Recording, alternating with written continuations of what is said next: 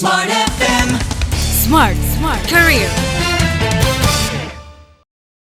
Smart listeners, kita pernah ya berkenalan dengan trauma di episode sebelumnya. Kalau Anda belum dengarkan, pastikan Anda dengarkan dulu episode sebelumnya karena berhubungan banget nih dengan apa yang kita bahas di kesempatan kali ini. Dimana mungkin dari Anda ada yang merasakan trauma tertentu atau ketika udah sampai di fase tertentu nih gak bisa untuk leveling up lagi. Apa sih masalahnya? Kenapa ya patternnya seperti ini? Bisa jadi mungkin trauma adalah salah satu penyebabnya. Tasya Rustama akan temani Anda di episode Smart Career di kesempatan kali ini, dan kita akan berbincang bersama dengan seorang psikolog dan juga Certified Brain Spotting Trainer and Consultant, Mbak Ine Indriani. Hai Mbak Ine. Halo Mbak Tasya. Yes, kita ketemu lagi ngomongin trauma lagi nih. Siap. Tapi di sini ada buku yang berjudul Trauma and Attunement: Perjalanan Menuju Pemulihan. Yes. Sedikit boleh dibahas, ini buku apa Mbak Ine?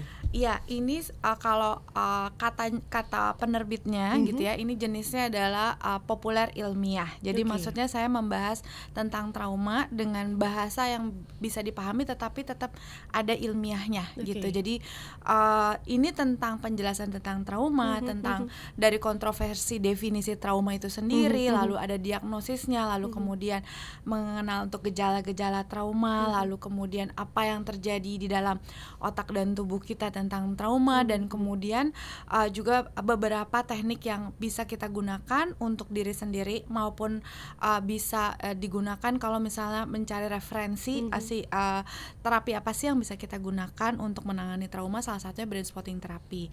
Lalu kemudian ada attunement. Attunement itu adalah bagaimana kita membantu orang lain yang mengalami trauma gitu. Misalnya kita punya pasangan yang mengalami trauma, teman kita yang mengalami trauma, itu bagaimana sih cara menanganinya. Dan ini juga sebenarnya ditujukan buku ini untuk masyarakat dan juga untuk praktisi kesehatan mental. Jadi biar dia paham tentang diri mereka, dan di sini tuh setiap babnya, setelah di belakangnya itu sering ada kuesioner. Jadi untuk misalnya kita tahu gejala kita seperti apa, lalu waktu kecil kita punya pengalaman yang beresiko traumanya apa aja, lalu kemudian apakah terkait dengan relasi itu kita di masa dewasa nih Mbak, ternyata sangat dipengaruhi oleh bagaimana pengalaman kita di masa kecil dengan orang tua kita gitu. Dengan orang tua justru ya? Betul. Oke, baik. Berarti ini untuk perkenalan awal. Betul. Sebenarnya kita mengalami itu atau enggak sih? Atau mau tahu ini tuh terjadi nggak sih di hidup kita, sebenarnya bisa ya, sebelum mungkin melangkah lebih jauh kepada mencari pertolongan profesional. Baik, ada salah satunya teknik brain spotting. Nah, kita mau kenalan nih, brain spotting teknik itu seperti apa sih? Oke, baik Mbak Tasya. Jadi brain spotting terapi itu adalah terapi yang sifatnya brain body base. Kenapa demikian? Kita bicara brain spotting, bicara tentang trauma dulu. Terkait dengan trauma atau masalah emosi, itu semua ada di bawah sadar. Nah, di bawah sadar itu ada bagian limbik, area emosi, dan batang otak yang terkait dengan refleks tubuh. Jadi misalnya nih kalau kita sedih, kita kayaknya ke-trigger, itu kemudian kan kita bisa merasakan ada body sensation. Artinya mind and body integrated, dan yang menghubungkan itu adalah sebenarnya di bagian bawah sadar. Nah, si bawah sadar ini sifatnya tuh kerjanya tuh cepet banget. Kadang kan kita tiba-tiba pengen nangis aja gitu, pengen marah aja gitu tuh. Kenapa sih begitu? Terus happy aja. Artinya dia tuh otak bawah sadar ini bekerjanya cepat banget ketimbang otak kesadaran. Nah, artinya juga kadang kenapa demikian? Karena otak si kesadaran yang namanya neokorteks itu salurannya lebih sedikit dan lebih lamban untuk ke area bawah sadar. Karena si bawah sadar ini justru lebih cepat di dalamnya gitu, dan kemudian si trauma ini tersimpan di sini di bawah sadar tersebut. Nah, kalau misalnya kita menggunakan nasihat, misalnya nih mungkin Mbak Tasya pernah nggak ngalamin yang ada sedih-sedih, periode sedih gitu ya, misalnya ketika ada ujian waktu dulu gitu atau apa gitu, terus ada yang nasehatin jangan sedih, jangan ini, udahlah pikirin mestinya begini begitu, tapi itu tidak mudah untuk membantu mengatasi emosi kita, karena tadi neokorteks itu kan logika ya, yang dibilang kata-kata itu salurannya lebih sedikit dan lebih lamban, dan ketika orang yang sangat punya masalah psikologis yang cukup berat, entah itu depresi, PTSD, post traumatic stress disorder, itu tuh otak neokorteksnya tuh error karena otak di sini yang si bawah sadar ini lagi bekerjanya lebih banyak, lebih besar, dan akhirnya tidak mudah hanya dengan kata-kata. Nah, kita tahu bahwa sekarang yang kita tahu adalah ternyata trauma itu tersimpan di bawah sadar dan tidak mudah diakses dengan menggunakan kesadaran atau neokorteks. Artinya untuk membantu mengatasi trauma, kita perlu masuk mengakses ke bawah sadar sini gitu. Dan bawah sadar itu manifestasinya salah satunya adalah badan. Contohnya gini, kita sedih kan rasanya kayak pengen nangis, terus badannya nggak enak, itu kan berarti trauma tersimpan di bawah sadar dan juga tubuh. Oleh karena itu yang perlu kita proses ketika kita mengalami isu emosional yang berat itu adalah bawah sadar dan badinya. Nah, dari situlah brain spotting tercipta juga dengan adanya bahwa trauma itu tersimpan di bawah sadar. Nah, bagaimana sekarang mengaksesnya? Iya, kan di belakang kan soalnya di sini ya gitu, terus di badan. Nah, salah satunya adalah dengan menggunakan mata. Eye position. Jadi mata itu adalah bagian otak yang keluar. Mata itu adalah jendela jiwa. Atau pernah dengar lagu jazz yang bilang dari mata turun ke hati. Padahal sebenarnya kalau secara neurologis dari mata itu turun ke subcortical ke bawah sadar sebenarnya. Coba liriknya susah ya. Dari matamu turun ke subcortical gitu kan. Kan hati itu karena kan body sensation ya kan maksudnya gitu. Jadi artinya mata itu punya akses ke sini, dan ketika kita melihat ke arah tertentu itu artinya kita dapat mengaktifkan bawah sadar, dan sambil merasakan body sensation dan melihat ke arah tertentu kita memberikan ruang dan waktu. Dan kita sambil diam, si kliennya ini biasa sambil diam, atau kalau melakukan brain spotting sendiri namanya self spotting, kita diam sejenak lalu melihat ke arah tertentu sambil mindful merasakan diri kita terkoneksi. Artinya kita memberikan ruang dan waktu untuk si bawah sadar ini berproses sendiri. Karena kan dia tadi si subcortical ini kapasitasnya terlalu cepat ngomong sendiri kalau kita bilang komunikasi. Jadi artinya kita juga nggak bisa mudah untuk mengakses dengan cara logis kan. Jadi kita yaudah kita diam sejenak, rasakan, lebih berasa saat lihat kemana ketika kita merasakan sensasi tidak enaknya gitu ya. Lalu kita rasakan, lalu lihat ke arah tertentu. Lalu dalam brain spotting kita juga menggunakan namanya dual attunement frame. Ini ada attunement, ini sebenarnya dari konsep brain spotting saya ininya. Dual attunement frame artinya ada dual, berarti ada dua. Relational attunement dan neurobiological attunement. Neurobiological attunement artinya yang tadi kita memanfaatkan manusia itu kalau masalah itu emosi tersimpan di bawah sadar dan di badan. Artinya kita memanfaatkan itu, melihat ke arah tertentu lalu rasakan sensasi badan. Lalu relational artinya manusia itu butuh banget yang namanya attach dengan orang lain.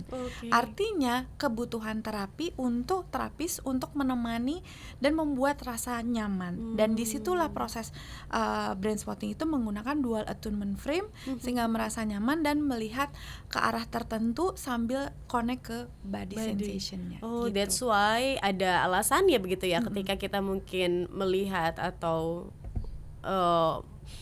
mencium gelagat kebohongan begitu kan ya, tanpa sadar megang hidung begitu kan ya, kemudian menutup mulut tanpa sadar, hidungnya gatal aja gitu kan, berarti ini ada hubungannya dengan konektivitas itu semua ya Mbak Ine ya. Ada. Oke, dengan brain spotting ini apakah pada akhirnya bisa dihilangkan atau cuma sebenarnya dikendalikan?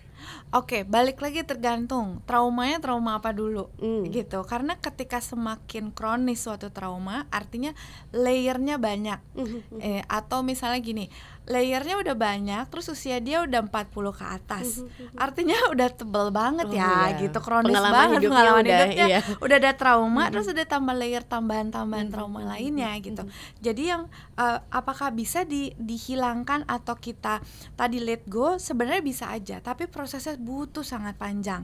Pertanyaan yang sering banget ditanya adalah berapa jumlah sesi yang dibutuhkan untuk menghilangkan trauma gitu kan. Kalau traumanya itu sederhana, apalagi nggak ada layernya, contoh ada orang trauma karena ketabrak kan cuman sekali doang gitu ya, terus jadi takut nih saya naik motor, takut lagi naik mobil gitu. Tapi karena nggak ada layernya, kadang sekali 2 kali sesi udah selesai. Takut nih sama kucing karena kemarin habis digigit gitu ya, udah gampang gitu. Tetapi kalau misalnya ada layernya, dimarahin bos, dimarahin dosen, dimarahin guru, ibu bapak bertengkar bla bla bla, generasional ya, itu kan butuh waktu. Dan kalau dalam teorinya terapi apapun biasanya untuk meminimalisir gejala itu butuh beberapa belas sesi minimal untuk meminimalisir gejala gitu. Jadi memang butuh proses. Tapi apakah bisa hilang? Bisa. Cuman tidak bisa hanya sekedar jawabannya bisa. Harus ada, kita lihat dulu kondisinya gitu. Term and condition ya. Term and condition. Betul. Betul. Syarat dan ketentuan berlaku. Betul, begitu ya. Oke. Contoh dari brain spotting yang mungkin kita tahu bahwa Mbak Ina nggak bisa memaparkan kasus dari klien gitu kan, tapi ada nggak secara general yang bisa Mbak Ina ceritakan, apalagi terkait dengan karir? Iya, jadi aku juga salah satu selain mengatasi klien-klien dengan trauma masa lalu, juga terkait dengan performa. Jadi beberapa kasus generalnya adalah ketika itu tadi dia mau naik pangkat tapi kemudian kayaknya performnya nggak bagus, suka marah-marah gitu ya, terus kemudian jadi nggak percaya diri. Kalau dilihat tes minat bakatnya, dia communication-nya tuh merah, keren banget. Tapi pas ngomong tetet gitu misalnya, itu kemungkinan besar karena ada pengalaman traumatikal atau akademis. Misalnya dia pinter, tapi pas udah skripsi, udah tesis segala macam, itu tuh ngedrop. Bisa kan ada kayak gitu, padahal sebenarnya dia dulu ranking terus gitu, ternyata pas dibalik ada pengalaman traumatikalnya. Itu yang dan kadang itu tidak dipahami secara eksplisit tadi, kenapa ya gitu. Tapi kita bisa lihat ada gejala yang dialami, misalnya stagnan atau abis ngetik kayaknya tidur deh gitu, segala macam kan, mungkin pernah ngalamin kayak gitu. Jadi akhirnya kita proses itu, rasa body sensation-nya, tidak enaknya, lalu aku temenin dengan relational attunement, lalu kita minta dia lihat ke arah tertentu, seperti itu. Ada resikonya nggak sih Mbak? Resiko menggunakan brain spotting. Jadi gini, karena mind and body integrated, kalau aku bilangnya gini, sama kayak kita divaksin atau imunisasi.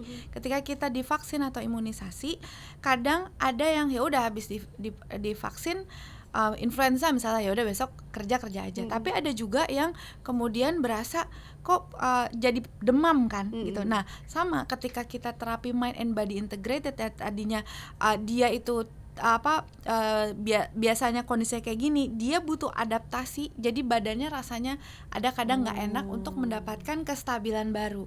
Kan sama kan kayak vaksin juga kayak gitu kan. Atau ada juga nih gini, ketika biasanya selalu bilang kamu apa kabar, baik, nggak ada masalah, baik semua baik gitu ya. Tapi udah gitu pas udah diterapi, dia flashbacknya mulai muncul karena dia kebuka lagi masa lalunya, dia dulu aku tuh diginiin, gini. Kadang untuk orang tertentu kayak ngerasa terlalu overwhelmed, tapi sebenarnya itu bagus karena akhirnya kebuka. Kebuka itu kadang orang nggak nyaman ya, misalnya udah tahu ternyata sakit di sini, pas kita lihat ada banyak luka-lukanya kan, pengennya udah deh tutup aja, aku nggak kuat gitu. Padahal untuk kesembuhan kadang memang kita perlu ngelihat apa yang terjadi sesungguhnya pada diri kita. Nah, kadang itu mungkin kita bisa bilang resiko ya. Ya. Oke. Kita tahu bahwa manusia nggak jauh-jauh dari trauma, dan trauma ini sifatnya subjektif banget. Betul. Jadi ayo smart listeners, kita belajar. Mungkin di tempat kerja Anda ada orang-orang yang remeh banget sih hal kayak gitu, dipersoalin aja begitu kan ya. Ya mungkin menyamakan frekuensi sedikit dan lebih legowo gitu kan tentang hal tersebut, karena kita nggak tahu apa yang udah terjadi di balik sebuah individu begitu kan ya. Terima kasih Mbak Ina untuk insight-nya, dan terima kasih juga smart listeners sudah menonton episode Smart Career yang ini. Semoga bisa menjadi masukan untuk Anda. Kita harus pamit. Akhir kata, saya Tasya Rustama dan saya Ina Indriani. Kami pamit, sampai jumpa. Smart FM. Smart Career. Make your future better.